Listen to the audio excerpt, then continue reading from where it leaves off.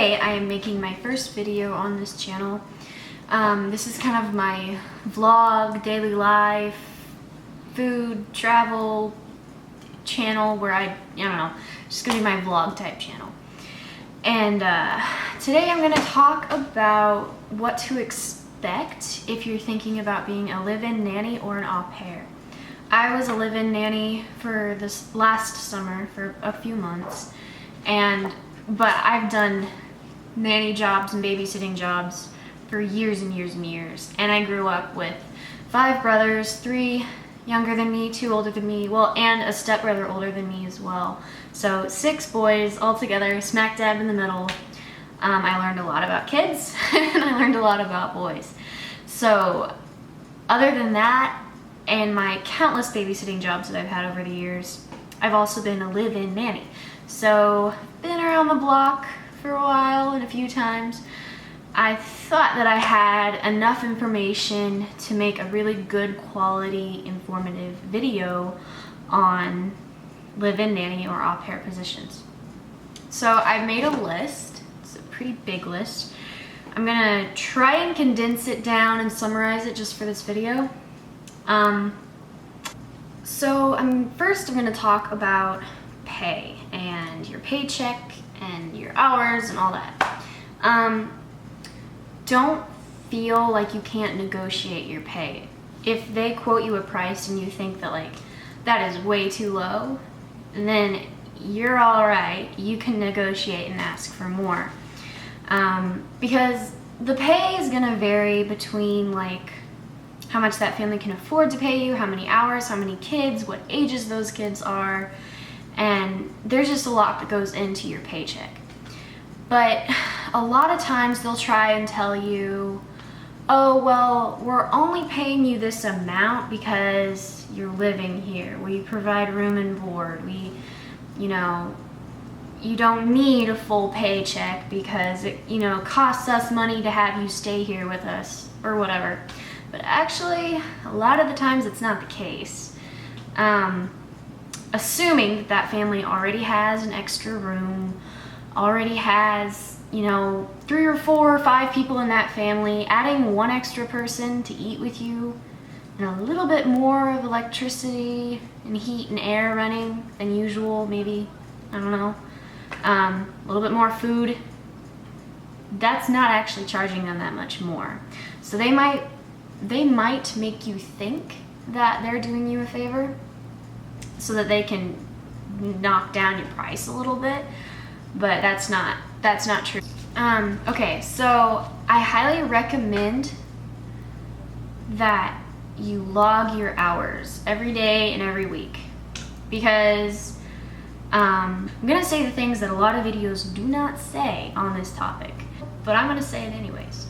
So I think you should log your hours because the family might take advantage of you if you don't. So if the agreement was, for me, around 30 hours a week and you got paid $200, that's how much I got.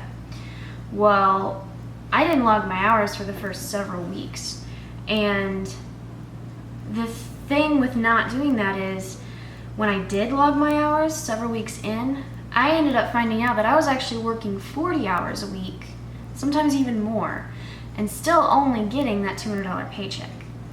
So I do not think they were intentionally using me as slave labor or anything. I don't think that. I just think that you should log your hours so that there's no miscommunication or anyone wondering did she actually work those 30 hours? Did she work 20? Did she work 40? How much should we actually pay her this week? And again, that depends on how you're getting paid. Some of these jobs are very clock in, clock out. You worked 30 hours, you get paid this much by the hour, that's how much you get. And then some are not. You get a flat rate of this much money every week. But regardless of how they pay you, when they pay you, or whatever, you need to log your hours and keep track of all of that. The next thing I'm going to talk about is independence. Now, if you're going to be living with the family as their live-in nanny, don't feel like you have to be with them 24/7. You are still your own independent person. You're not actually a part of the family. You can go off and do your own thing in the evenings or on the weekends or wherever, or whatever you do. But also the other way around. Don't feel like you can't spend time with the family if you want to. Unless they just don't want you to. I don't know. I mean, whatever. Also, don't feel like you have to be friends with your boss. You do not have to like your boss. That is okay. So again, don't feel like you have to be with them 24/7, but also don't feel like you can't be with them 24/7. It's totally up to you. The next thing I want to talk about is kind of more into childcare. Something to keep in mind that was really, really, really hard for me to remember was this.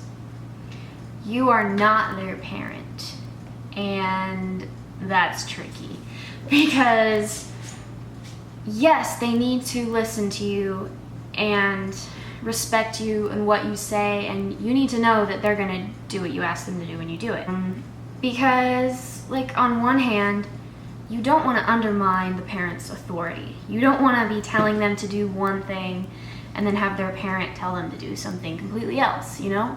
You just don't want that confusion. Because then on the other hand, you need to know that the kid is going to listen to you and obey you to an extent. Well, that's just for safety reasons. You need to know that they're going to be able to listen to you if you go out.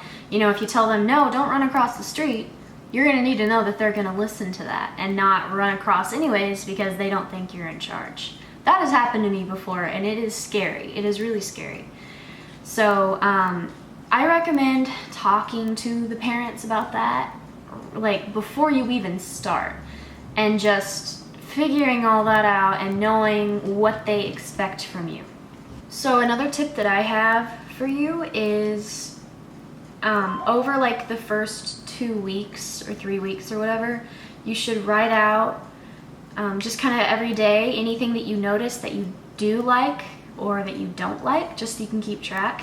And then maybe at the end of 2 weeks, 4 weeks or whatever, you can bring it to the parent and go over it with them. And then I recommend that the parent does that as well, just so that you know what they expect from you and where your responsibilities are, what your job is. There might be some areas where you don't really know what you're supposed to do, so you should write that down and then talk to them about it later. And then hopefully they'll be able to answer your questions at the end of that week and clear all that up.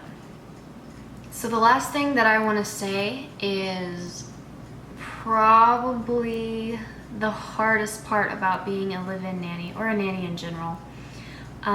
You are going to fall in love with these kids. You're just going to, and that is so hard, because then when it's time to leave, they're not going to want you to leave because they're going to fall in love with you too, and you're not going to want to leave them, and it's the hardest part is leaving. Maybe that's not going to be the case for you. Maybe you'll hate it so much that you can't wait to get away from them. I don't think I've ever met anyone like that. No matter how bratty you think the kid is, you love them to death. And the first time that the kid tells you that they love you, it breaks your heart, because it's like, oh, I love you too, but it's really gonna suck when I have to leave. One of the 4 kids that I nannied for last summer, he told me that he loved me, like, I think it was like the 4th week that I was there. We were laying out on the grass, actually, outside in the backyard. We were just laying there talking, and out of nowhere he just says, "I love you, Abby." I'm like, oh my gosh, that's so sweet. I really, really did. It melted my heart. It broke my heart at the same time. And it's the hardest part. It's the hardest part. It makes it so hard to leave. But yeah.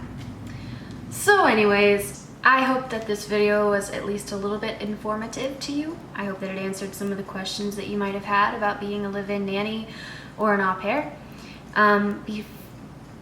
Feel free to leave any more questions that you have in the comments below, and I'll get to them as soon as I can. Subscribe to my channel here, and also my music channel, Abigail Faith Music. Thanks for watching this till the end.